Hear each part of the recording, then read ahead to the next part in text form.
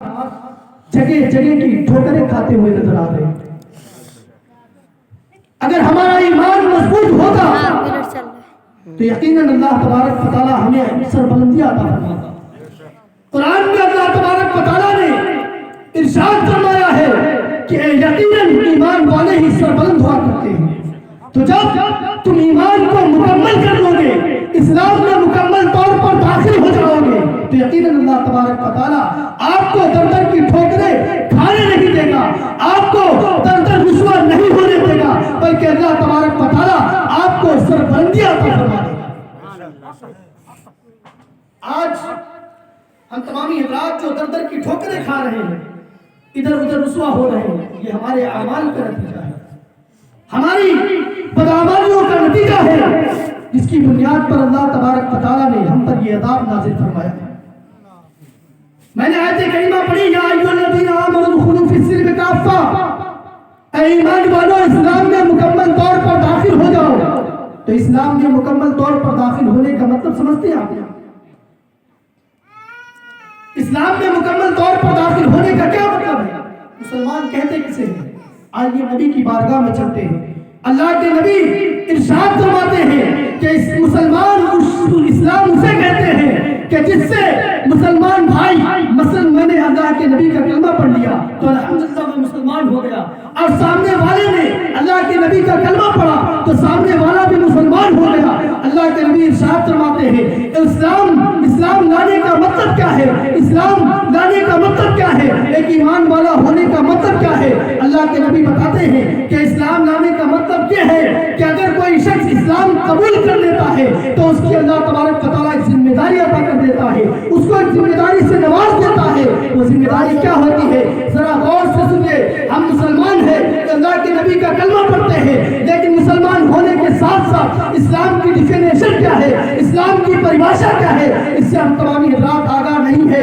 نبی کی بارگاہ میں چلتے ہیں، اللہ کے نبی ارشاد فرماتے ہیں کہ اگر کوئی شخص اسلام قبول کر لیتا ہے تو اللہ تبارک و تعالیٰ اس پر ذمہ داری نافذ کر دیتا ہے. وہ ذمہ داری یہ ہوتی ہے کہ اگر کوئی شخص سامنے والا مسلمان ہوتا ہے تو ایک سامنے والا مسلمان شخص اس شخص سے، اس کے ہاتھ سے، اس کے پیر سے، اس کی آنکھوں سے، اس کے زبان سے اس کا مسلمان بھائی محفوظ نہیں.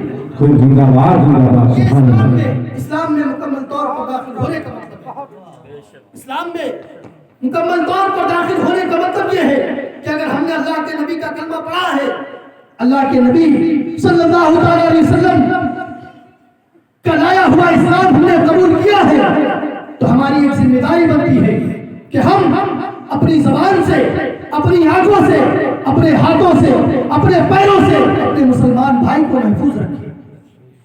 زبان سے محفوظ رکھنے کا مطلب سمجھتے ہیں آپ لوگ؟ زبان سے محفوظ رکھنے کا مطلب یہ ہے کہ کسی مسلمان بھائی کی غیبت نہ کی جائے، کسی مسلمان بھائی کے عیبوں کو فاش نہ کیا جائے، کسی مسلمان بھائی کی چغلیاں نہ کی جائے، کسی مسلمان بھائی کو کسی دوسرے کے سامنے رسوا نہ کیا جائے. یہ زبان سے محفوظ ہونے کا مطلب ہے. ہاتھ سے محفوظ ہونے کا مطلب یہ ہے کہ اپنے ہاتھ سے کسی مسلمان بھائی پر ظلم نہ کیا جائے، زیادتیاں نہ کی جائے، اس کے مال کو غصب نہ کیا جائے، بلکہ جہاں تک ہو سکے اس کی مدد کی جائے. تو ہم تمامی حضرات اسلام تو لاتے ہیں، اللہ کے نبی کا کلمہ تو پڑھتے ہیں، مجھے یہ بتاؤ کہ اللہ کے نبی کے اس فرمان پر بھی ہم عمل کرتے ہیں؟ ہرگز نہیں. ہم تمامی حضرات کا معاملہ یہ ہے کہ مسجدیں ویران پڑی ہوئی ہیں، مسجدیں ویران ہیں، لیکن اللہ خیر فرمائے ہم تمامی حضرات پر کہ مسجدیں ویران ہیں، لیکن ہم تمامی حضرات اللہ کی بارگاہ میں سجدہ کرنے نہیں جاتے، اللہ کے سامنے اپنی پیشانیوں کو جھکانے کے لیے نہیں جاتے. مسلمانوں، آج ہم جو زمانے میں رسوا ہو رہے ہیں، آج ہم جو زمانے میں طرح طرح کی ٹھوکریں کھا رہے ہیں، یہ ہماری بدعمالیوں کا نتیجہ ہے، ہمارے کام کا نتیجہ ہے.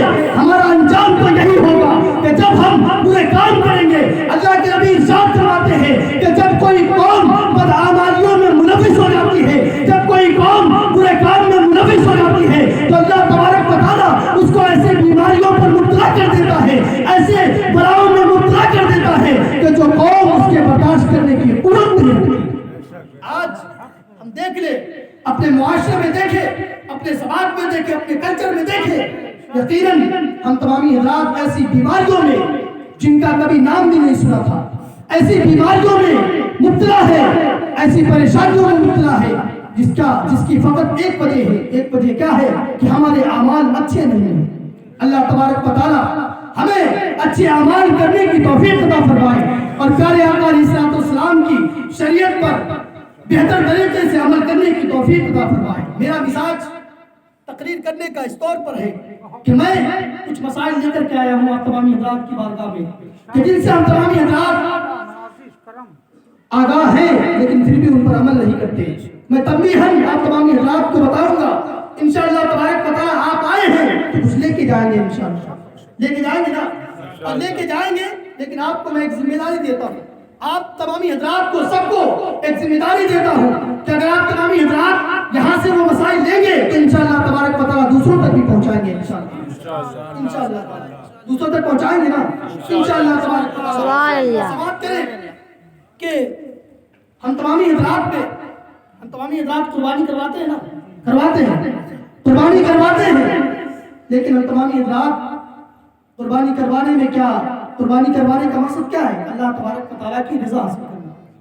اللہ تبارک و تعالیٰ نے سنت ابراہیمی ہم تمامی حضرات کے ذمہ رکھی ہے تو سنت ابراہیمی پر عمل کریں اور اللہ تبارک و تعالیٰ کی رضا حاصل کریں، یہ مقصد ہوتا ہے قربانی کا۔ لیکن مجھے یہ بتائیے کہ آج کل اس دور میں ہم تمامی حضرات جو قربانیاں کروا رہے ہیں، کہاں تک اللہ کی رضا ہم تمامی حضرات کی نیتوں میں شامل ہوتی ہے، کہاں تک شامل ہوتی ہے؟ ہم تمامی حضرات تو قربانیاں کرواتے ہیں لیکن قربانی میں نیت ہماری کیا ہوتی ہے کہ بھائی جو اچھا گوشت ہوتا ہے اپنے گھروں میں رکھ لیتے ہیں، صرف گوشت کھانا مقصد ہوتا ہے کہ بھیا قربانی کروانی، جو ران کا گوشت ہے، سینے کا گوشت ہے، بھیا فریز میں لگوا لیا۔ میں آپ کو بتاؤں، آپ تمامی حضرات کو اللہ تبارک و تعالیٰ نے خوب نوازا ہے، اگر چاہیں تو آپ تمامی حضرات پورے سال گوشت کھا سکتے ہیں، لیکن جب اللہ تبارک و تعالیٰ نے یہ فریضہ آپ پر رکھا ہے، آپ پر یہ ذمہ داری رکھی ہے اور صرف قربانی رضائے الہی حاصل کرنے کے لیے کی جاتی ہے تو آپ تمامی حضرات قربانی فقط رضائے الہی حاصل کرنے کے لیے ہی کریں۔ اللہ کے نبی ارشاد فرماتے ہیں انما الاعمال بالنیات، کہ ہم جتنے بھی کام کرتے ہیں اس پہ ہماری جیسی نیت ہوتی ہے اللہ تبارک و تعالیٰ ہمیں ویسا ہی ثواب عطا فرماتا ہے۔ تو آپ اگر بتائیے کہ اگر آپ تمامی حضرات قربانی کروائیں اور قربانی کروانے میں صرف گوشت کھانا مقصد ہو، گوشت کو فریز میں لگانا مقصد ہو تو کہاں اللہ تبارک و تعالیٰ خوش ہوگا؟ کہ ہمارا جو ہمارے ذمہ واجب ہے، ہمارے ذمہ جو فرض ہے، کیا وہ ادا ہو جائے گا؟ نہیں۔ اگر آپ تمامی حضرات قربانی کروائیں تو قربانی کروانے میں مقصد کیا ہونا چاہیے؟ مقصد یہ ہونا چاہیے کہ جو قربانی کروانے کا طریقہ ہے، پوری قربانی کے گوشت کے پورے پیس کیے جائیں، الگ الگ ٹکڑے کیے جائیں، ٹکڑے کرنے کے بعد ان کو مکس کر دیا جائے اور مکس کرنے کے بعد اس کے 3 حصے کیے جائیں۔ کیوں حضرت؟ 3 حصے کیے جائیں اور 3 حصے کرنے کے بعد میں اس میں ایک حصہ آپ اپنے گھر والوں کے لیے رکھیں، ایک حصہ اپنے رشتہ داروں کے لیے رکھیں اور ایک حصہ غریبوں میں تقسیم کریں۔ یہ قربانی کا بہتر طریقہ ہے۔ لیکن کبھی کبھی ایسا ہوتا ہے کہ ہم تمامی حضرات کا پریوار بڑا ہوتا ہے، فیملی بڑی ہوتی ہے اور ایک حصہ وہ کفایت نہیں کرتا ہے، کافی نہیں ہوتا ہے، تو اسلام کہتا ہے کہ اگر آپ کو ایک حصہ وہ کافی نہیں ہوتا ہے تو آپ اپنے گھر والوں کے لیے 2 حصے بھی رکھ سکتے ہیں۔ سبحان اللہ۔ اسلام کتنی ہم تمامی حضرات کو سہولت دیتا ہے، کتنی سہولت دیتا ہے کہ اگر آپ کا پریوار بڑا ہے، آپ کی فیملی بڑی ہے، تب کیا ہے آپ تمامی حضرات 2 حصے رکھ سکتے ہیں، لیکن اس میں بھی اپنی نیت اور اپنا قربانی کرانے کا جو مقصد ہے وہ صاف ہونا چاہیے، فقط رضا الہی۔ اور کہتا ہے، اسلام بتاتا ہے کہ اگر اس سے بھی بڑی آپ کی فیملی ہے تو آپ تینوں بھی رکھ سکتے ہیں، رخصت ہے اس میں۔ اور ایک مسئلہ آپ تمامی حضرات سماعت کر لیں کہ ہم تمامی حضرات قربانی کرواتے ہیں تو قربانی کروانے میں ایک جز ایسا ملتا ہے ہم تمامی حضرات کو جسے ہم تمامی حضرات کیا کہتے ہیں؟ اوجھڑی اور پچونی کے نام سے جانتے ہیں۔ میرے ذہن میں بات آ گئی، بہت سے لوگ اس چیز میں بہت سے لوگ مبتلا ہیں۔ اللہ تبارک و تعالیٰ قرآن مقدسہ میں ارشاد فرماتا ہے وَيُحَرِّمُ عَلَيْهِمُ الْخَبَائِثَ کہ اللہ تبارک و تعالیٰ نے ان پر خبیث چیزیں جو خباثت اور غلاظت سے بھری چیزیں ہیں اللہ تبارک و تعالیٰ نے ان کو حرام فرمایا ہے۔ تو جو حضرات قربانی کرواتے ہیں اور قربانی کروانے کے بعد بھی اوجڑی اور پچونی بھی رکھ لیتے ہیں اور ان کو دھلوا کر کے پتہ نہیں کیا کیا بنواتے ہیں، میں آپ کو بتاؤں یہ مکروہ تحریمی ہے، حرام کے قریب ہے۔ اگر کوئی شخص اوجڑی اور پچونی کھاتا ہے، اگر کوئی شخص اوجڑی اور پچونی کو اپنی غذا بناتا ہے تو اللہ تبارک و تعالیٰ اس سے ناراض ہو جاتا ہے، اللہ تبارک و تعالیٰ اس سے ناراض ہوتا ہے۔ اور اللہ تبارک و تعالیٰ نے اگر بروز محشر تم سے پوچھ لیا کہ تم پر یہ چیز ناجائز کی گئی تھی، تم کو یہ چیز منع کی گئی تھی، لیکن پھر بھی تم لوگوں نے اس چیز کا استعمال کیا، اس چیز کو اپنی غذا بنائی، تو مجھے بتاؤ کیا بروز محشر اللہ تبارک و تعالیٰ کو جواب دینے کے لیے آپ کے پاس کچھ رہے گا؟ نہیں رہے گا، بالکل نہیں رہے گا۔ مجھے بتاؤ کیا بروز محشر اللہ تبارک و تعالیٰ کی بارگاہ میں آپ کو کوئی جواب دیتے بنے گا؟ نہیں بنے گا۔ اسلام میں جتنی بھی چیز منع کی گئی ہے، جتنی بھی چیزوں سے اسلام نے روکا ہے، ان